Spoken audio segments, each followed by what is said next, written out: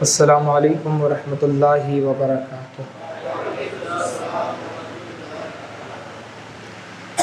الحمد للہ رب العالمین والعاقبۃ للمتقین والصلاة والسلام علی سید الاشرف الانبیاء والمرسلین، اما بعد فاعوذ باللہ من الشیطان الرجیم، بسم اللہ الرحمن الرحیم۔ واتخذ اللہ ابراہیم خلیلا، صدق اللہ العظیم۔ پڑھیا الصلاۃ والسلام علیک یا رسول اللہ حبیب اللہ، الصلاۃ والسلام علیک یا نور اللہ، صلی اللہ تعالی علیہ وسلم۔ تمام تعریفیں، حمد و ثنا، پاکی، بزرگی، برتری اللہ رب العزت کے لیے، جس نے انسانوں کو ایک جان سے پیدا فرمایا۔ وہ بہت بلند ہے، بہت عظیم ہے، بہت بڑا ہے، ساری کائنات کو چلاتا ہے۔ کسی شاعر نے بڑے بہترین انداز میں کہا، کوئی تو ہے جو نظام ہستی چلا رہا ہے، وہی خدا ہے۔ تلاش اس کو نہ کر بتوں میں، وہ ہے بدلتی ہوئی رتوں میں۔ تلاش اس کو نہ کر بتوں میں، وہ ہے بدلتی ہوئی رتوں میں۔ جو دن کو رات اور رات کو دن بنا رہا ہے، وہی خدا ہے۔ نظر بھی رکھے سماعتیں بھی، وہ جان لیتا ہے نیتیں بھی۔ نظر بھی رکھے سماعتیں بھی، وہ جان لیتا ہے نیتیں بھی۔ جو خانہ لاشعور میں جگمگا رہا ہے، وہی خدا ہے۔ میرے پیارے آقا صلی اللہ تعالی علیہ وسلم کے پیارے دیوانوں، اسی رب نے کم و بیش 1,24,000 انبیاء کرام کو اس دنیا میں بھیجا۔ انہی انبیاء کرام میں سے ایک ذات وہ ہے جن کو ابو الانبیاء کہا جاتا ہے، جن کا نام حضرت ابراہیم علیہ السلام ہے، جو اللہ کے گہرے دوست ہے اور بڑی ہستی ہے، جنہوں نے خانہ کعبہ کو تعمیر کیا، اور اسی ذات نے حج کا اعلان بھی کیا تھا۔ اللہ رب العزت کے حکم سے حضرت ابراہیم علیہ السلام نے حج کا اعلان کیا تھا۔ اللہ پاک نے فرمایا، اے ابراہیم حج کا اعلان کرو۔ حضرت ابراہیم علیہ السلام نے کہا، اے اللہ، میری آواز تو اتنی نہیں ہے کہ کائنات کے سارے لوگ اس کو سن لے۔ تو اللہ پاک نے کہا تھا، اے ابراہیم اعلان کرنا تمہارا کام ہے، آواز سب تک پہنچانا میرا کام ہے۔ حضرت ابراہیم نے اعلان کیا تو اللہ پاک نے جتنے دنیا میں تھے ان تک بھی اعلان پہنچایا، جو ماؤں کے پیٹ میں تھے ان تک بھی اعلان پہنچایا، جو ابھی دنیا میں آنے والے تھے یعنی جو عالم ارواح میں تھے ان تک بھی وہ اعلان پہنچایا، اور سارے لوگوں نے لبیک کی صدا بلند کی۔ جن لوگوں نے لبیک کی صدا بلند کی، اللہ ان سب کو حج کا انعام عطا فرماتا ہے۔ وہ لوگ جاتے ہیں حج کرنے اور حج کر کے آتے ہیں۔ اس وقت جنہوں نے لبیک کی صدا بلند نہ کی تھی، وہ لوگ اللہ پاک ان کو حج کی سعادت نصیب نہیں فرماتا۔ میرے پیارے آقا علیہ الصلوۃ والسلام کے پیارے دیوانوں، حضرت ابراہیم علیہ الصلوۃ والسلام نے جو وقت پایا، وہ وقت ایسا تھا کہ اس وقت میں نمرود نامی بادشاہ بھی تھا، اور وہ نمرود ایسا تھا جس کی بادشاہت پوری دنیا پر تھی، پوری دنیا پر۔ بہت بڑا بادشاہ تھا، مالدار بھی تھا۔ حضرت ابراہیم علیہ الصلوۃ والسلام کے دور میں وہ بادشاہ تھا، اور وہ خدائی کا دعویٰ کرتا تھا۔ بندہ تھا، بندہ بن کر نہ رہا، خدائی کا دعویٰ کیا، خدائی کا دعویٰ کیا۔ حضرت ابراہیم علیہ السلام سے بہت مرتبہ اس کا مناظرہ ہوتا تھا۔ ایک مناظرہ آپ کے سامنے رکھتا ہوں۔ اس کے دور میں قحط پڑ گیا تھا، یعنی بارش برسنا بند ہو گئی تھی، بارش نہیں برس رہی تھی، سوکھا پڑ گیا تھا۔ اب دیکھو ان چیزوں کو بھی دیکھو میرے بھائی، یہ اللہ پاک کے ہونے کی روشن دلائل ہے کہ کوئی تو ہے جو نظام ہستی چلا رہا ہے، جو بارش بھی برساتا ہے، وہ بارش کے قطرے زمین پر گرتے ہیں، وہ میٹھا پانی ہوتا ہے بارش کا پانی، اور بارش کے پانی میں شفا بھی اللہ نے رکھی۔ بارش بہت برسے تو بھی وبال ہے، کم ہو جائے تو بھی وبال ہے، توازن کے ساتھ برسے تو رحمت ہے۔ یہ نظام ہے اللہ کا، جو بارش برساتا ہے، بادل کے ذریعے سے ٹنوں ٹن پانی آسمان میں تیرتا ہے۔ سوچو تو صحیح، بادلوں کے ذریعے پانی آسمان میں ہے، جو ٹنوں ٹن وزنی ہوتا ہے، وہ تیرتا ہے۔ کبھی آپ نے نیوز میں سنا ہوگا کہ اس جگہ پر بادل پھٹ گیا، جس جگہ پر بادل پھٹ جائے اس جگہ کا عالم کیا ہوتا ہے؟ وہاں پر سیلاب آ جاتا ہے، سیلاب۔ کئی مرتبہ تو گھر بہ کر کے چلے جاتے ہیں، گاڑیاں بہ کر جا رہی ہے۔ ابھی لاسٹ ٹائم دبئی میں بادل پھٹا تھا تو کیا معاملہ ہوا؟ اتنی بڑی کنٹری جو اس وقت سب سے زیادہ ڈیولپ کنٹری ہے، وہ کنٹری جس کے پاس سب سے زیادہ ٹیکنالوجی ہے، جس کے پاس سب سے بڑی عمارت ہے برج خلیفہ، کیا حل ہوا؟ ڈوب گئی پانی میں۔ کار تیر رہی تھی، کاروں کے اوپر لوگ بیٹھ کر تیر رہے تھے، 2-3 دن وہ کنٹری بند تھی۔ تو یہ اللہ کی طاقت ہے، جو اگر کہیں پر بادل پھاڑ دے سارا کا سارا علاقہ تباہ ہو جائے۔ وہی اللہ جس نے سورج بنایا، جو سورج اپنے وقت سے نکلتا ہے آسمان پر اور چمکتا ہے،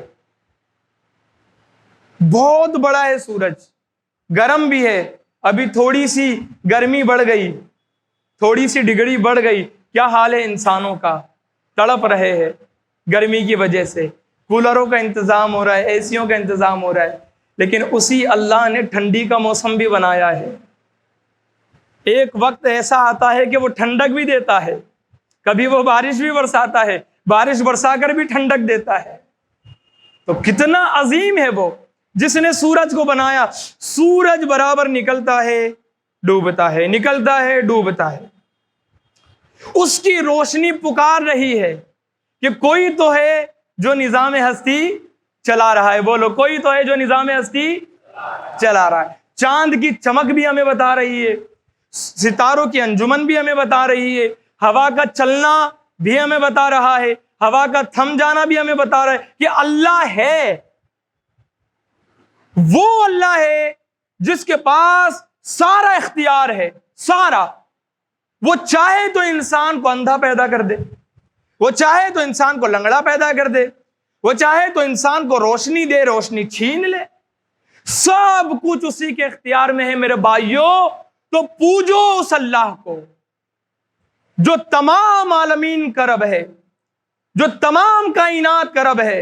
حضرت سلیمان علیہ السلام کا زمانہ تھا، دیکھو کھلا بھی رہا ہے اللہ، سب کو کھلا رہا ہے نا۔ چھوٹی سی چینٹی کو بھی وہ کھلاتا ہے، بہت بڑے ہاتھی کو بھی وہ کھلاتا ہے۔ حضرت سلیمان علیہ السلام نے ایک دفعہ بیٹھے تھے ندی کے کنارے، غور سے سننا، ندی کے کنارے حضرت سلیمان علیہ السلام جو اللہ کے نبی ہے وہ بیٹھے تھے۔ ایک چینٹی آئی، کیا آئی؟ مونگی جس کو کہتے ہیں ہم لوگ۔ وہ چینٹی آئی، اس کے منہ میں ایک پتا تھا، کیا تھا؟ زور سے بولو، پتا تھا۔ وہ چینٹی چلی اور ندی کے کنارے پر بیٹھ گئی۔ ایک مینڈک نکلا ندی کے کنارے پر، اور اس مینڈک نے وہ چینٹی کے منہ میں جو پتا تھا وہ لے لیا۔ اب پتا جب مینڈک نے لیا تو چینٹی وہاں سے چلی گئی، اور مینڈک صاحب ندی کے اندر چلے گئے، اور اندر جانے کے بعد تھوڑی دیر کے بعد وہ مینڈک باہر نکلا واپس سے۔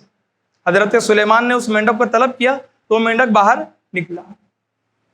حضرت سلیمان علیہ السلام نے اس مینڈک سے سوال کیا کہ آخر یہ معاملہ کیا ہے؟ ایک چینٹی اپنے منہ میں پتا لے کر کے آئی، تو نے وہ پتا لے لیا اور تو ندی کے اندر چلا گیا، اور تھوڑی دیر کے بعد تو واپس نکلا، معاملہ کیا ہے؟ تو اس مینڈک نے کہا یا نبی اللہ، چینٹی نے جو پتا لائی وہ میں نے اپنے منہ میں اس لیے لے لیا کیونکہ چینٹی اگر ندی میں آتی تو وہ بہہ جاتی، لیکن میں نے اس کے منہ سے وہ پتا لے لیا، اب میرے منہ میں جب وہ پتا آیا تو وہ حفاظت کے ساتھ میرے منہ میں تھا، اب اگر میں ندی میں بھی چلا جاؤں تو اس پتے کو کچھ ہوگا نہیں، اس لیے کہ وہ میرے منہ میں حفاظت کے ساتھ ہے۔ اور پھر میں نیچے گیا اور نیچے ایک کیڑا ہے، کیا ہے؟ جو اندھا ہے، جو اندھا ہے، میں نے وہ پتا لے جا کر کے اس کیڑے کو کھلا دیا۔ یہ ڈیوٹی اللہ پاک نے لگائی تھی مونگی کی، چیونٹی کی، کہ وہ چونٹی روزانہ وہ پتا لے جا کر کے کس کو دے؟ مینڈک کو، اور مینڈک کی ڈیوٹی اللہ پاک نے یہ لگائی کہ وہ حفاظت کے ساتھ اس پتے کو لے جا کر اس اندھے کیڑے کو کھلا دے۔ یہ اللہ ہے جو اس بڑی کائنات میں، اتنی بڑی کائنات میں اس چھوٹے سے کیڑے کا بھی خیال رکھتا ہے، اس کو بھی کھانا کھلاتا ہے۔ یہ رب ہے اور یہ اس کا پاور ہے۔ میرے پیارے آقا صلی اللہ تعالی علیہ وسلم کے پیارے دیوانوں، بات حضرت ابراہیم کی مناظرے کی چلی تھی، لیکن وقت اسی میں بہت زیادہ ہو گیا ہے نا، وقت بہت ہو گیا نا۔ وہ بتاؤ مناظرہ، بولو سننا چاہتے ہیں آپ لوگ؟ تو حضرت ابراہیم علیہ السلام کا دور تھا، اب اس نے خدائی کا دعویٰ کیا ہوا تھا، کس نے؟ نمرود نے، پاور تھی اس کے پاس، قحط پڑ گیا، تو اس نمرود نے جو اناج کا گودام تھا اس کے دروازے لوگوں کے لیے کھول دیا۔ اس نے سیاست کھیلا، یہاں پر پولیٹکس کھیلا۔ دیکھو ایسے مسئلے جب آتے ہیں نا تو نیتا لوگوں کو اپنا الو سیدھا کرنے کی بڑی جو ہے فکر ہوتی ہے کہ وہ کسی نہ کسی طرح اپنا الو سیدھا کر لے۔ ہمارے یہاں پر بھی ہوتا ہے، الیکشن جب شروع ہو تو روڈ بھی بن رہا ہے، ڈیولپمنٹ بھی چل رہا ہے، راشن بھی بٹ رہا ہے، سب ہو رہا ہے۔ الیکشن ختم، نیتا جی جیت کر آ گئے، اب سارا کچھ چوپٹ ہے نا۔ تو اس نے بھی اپنا الو سیدھا کیا، نمرود نے، اس نے قحط سالی ہے، اناج نہیں ہے لوگوں کے پاس کھانے کے لیے، تو اناج کا گودام اس نے کھول دیا اور لوگوں کو کہا کہ لوگوں آؤ اور اناج لے کر کے جاؤ۔ اب معاملہ یہ تھا کہ جو بندہ بھی اناج لینے کے لیے اس کے محل میں جاتا تو اس کے لیے یہ شرط تھی کہ وہ کیا کرے؟ نمرود کو سجدہ کرے۔ کیا کرے؟ نمرود کو، زور سے بولو، نمرود کو سجدہ کرے۔ سجدہ صرف اللہ کے لیے ہے، سجدہ کسی ولی کے لیے بھی نہیں ہے، کسی پیر کے لیے بھی نہیں ہے، کسی بڑے سے بڑے آدمی کے لیے بھی نہیں ہے۔ سجدہ صرف اور صرف اللہ کے لیے ہے۔ اعلیٰ حضرت عظیم المرتبت امام عشق و محبت فرماتے ہیں کہ سجدہ عبادت تو اللہ کے لیے خاص ہے، اور سجدہ تعظیمی پچھلی امتوں میں جائز تھا، اس امت کے لیے سجدہ تعظیمی بھی حرام ہے۔ مزار کو بھی آپ سجدہ نہیں کر سکتے، حرام ہے۔ تو سجدہ کراتا تھا اور پھر سوال کرتا تھا کہ تیرا رب کون ہے؟ کیا سوال کرتا تھا؟ تیرا رب کون ہے؟ تو جو بندہ یہ کہتا کہ نمرود تو میرا رب ہے، وہ اس کو اناج دیتا، اور جو انکار کرتا تو اس کو وہ سزا دیتا۔ اناج تو دور کی بات ہے، اس کو سزا دیتا۔ اب اسی وقت میں حضرت ابراہیم علیہ السلام بھی آ گئے اس کے محل میں۔ اب حضرت ابراہیم تو اللہ کے نبی، لوگوں کو اللہ کی طرف بلانے والے، لوگوں کو یہ ذہن دینے والے کہ سجدہ کس کے لیے ہے؟ اللہ کے لیے، وہ اس کو کب سجدہ کریں گے؟ تو حضرت ابراہیم آئے بڑے شان و شوکت کے ساتھ، تو نمرود کو انہوں نے سجدہ نہیں کیا۔ نمرود نے پوچھا ابراہیم تیرا رب کون ہے؟ تو اب حضرت ابراہیم کی دلائل دیکھیں، کہا تیرا رب کون ہے؟ تو حضرت ابراہیم علیہ السلام نے کہا ربی الذی یحیی و یمیت، میرا رب وہ ہے جو زندگی دیتا ہے اور موت دیتا ہے۔ میرا رب وہ ہے جو زندگی دیتا ہے اور موت دیتا ہے۔ موت دینا اور زندگی دینا کیا کسی انسان کے اختیار میں ہے؟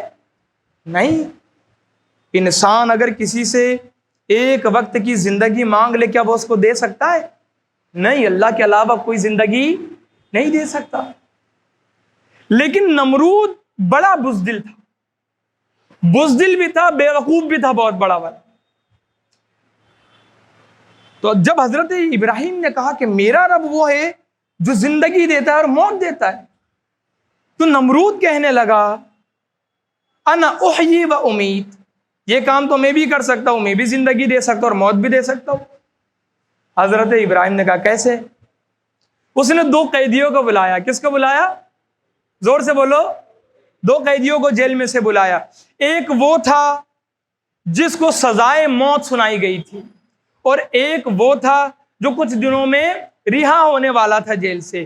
تو نمرود نے کیا کیا کہ جو رہا ہونے والا تھا اس کو مار ڈالا، اور جس کو سزائے موت سنائی گئی تھی اس کو آزاد کر دیا، اور کہنے لگا دیکھو جو مرنے والا تھا میں نے اس کو آزاد کر دیا، اور جو آزاد ہونے والا تھا اس کو مار ڈالا۔ تو یہ ہو گیا نا، ایک کو زندگی دے دیا اور ایک کو موت دے دیا۔